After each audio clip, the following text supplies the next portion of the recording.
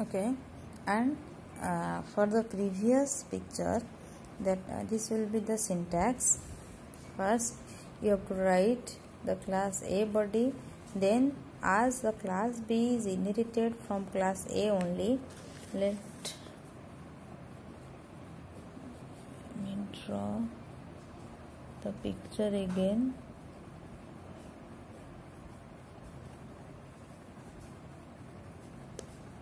Okay, B is inherited from class A, so this is class B's body, and here class C is not inherited from any other class, so it will be written as single class A definition, and then class D is inherited from both class B and C.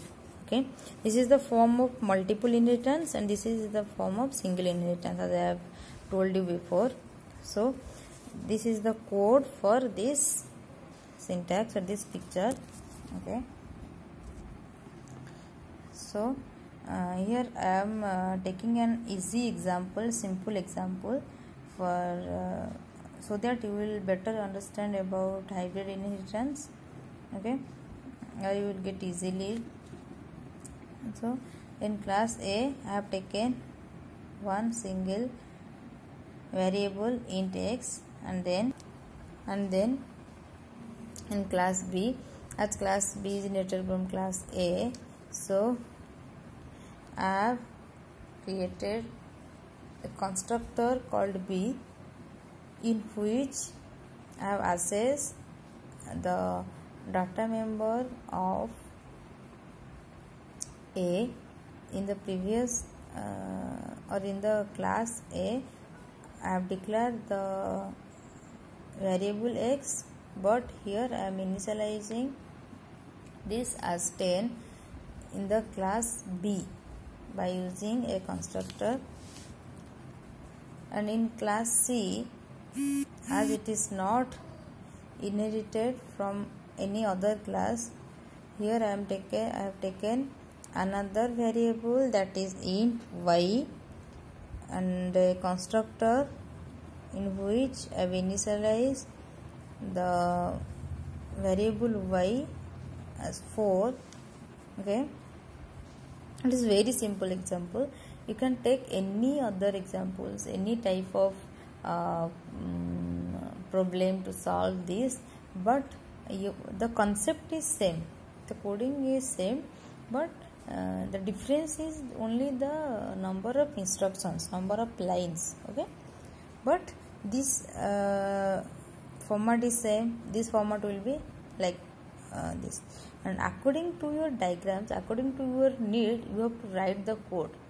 Okay, so and in the class D, I have do the summation of x and y, where x is the variable of class, x is the variable of class A and y is the variable of class C, but x is initialized in class B. Okay, it's complex, it looks complex, but actually it's so simple. Okay, in A,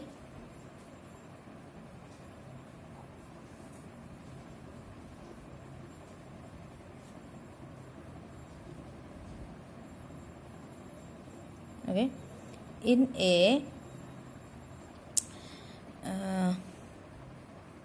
x is the variable of A class A and y is the variable of class C. Okay, but we have do the summation in the class D. Okay, C, and this class X variable is inherited by D by using this class, another class B.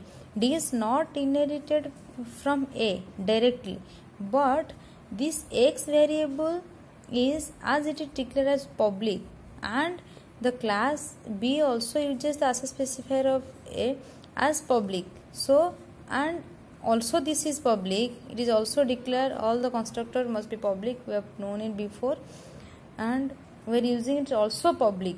So D can easily inherit the variable x. Okay, and here D is inherited from C directly, so that it can access its public data. Okay, we are declaring int x into y as public. So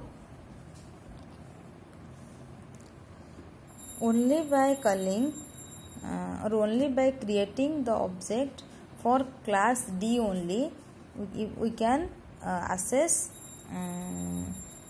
other variables. D object 1 and object it's object 1.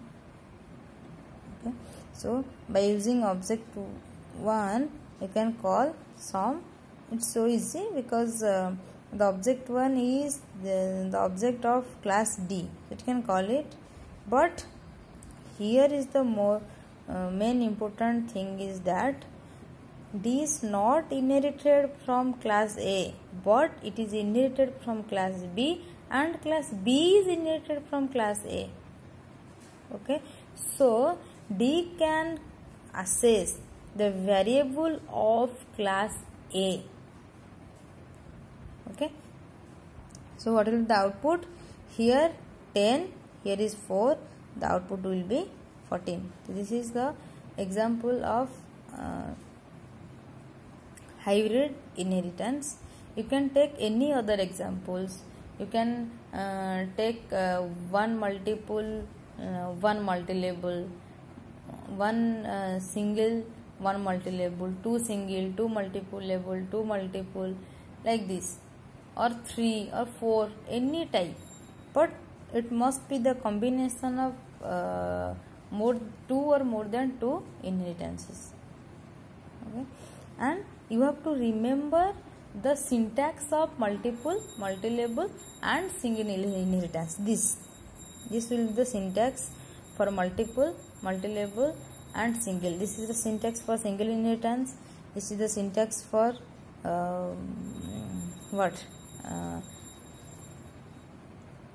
multiple inheritance, and this A to B, B to D, this path is your multi-label inheritance.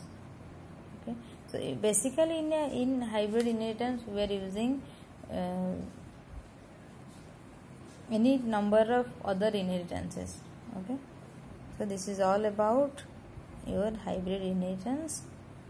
Okay, try to solve more and more inheritance problems so that you can easily get it. It's an important question for any type of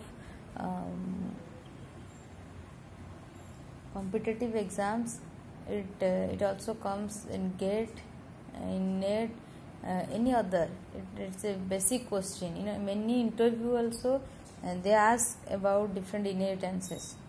Okay, so you have to clear, basically you have to clear about that object oriented concept, how the object is created, how it calls the function, how it calls the data member, what will the access specifier we will use for the different access specifier, how it will access, how it works, everything you have to understand and remember.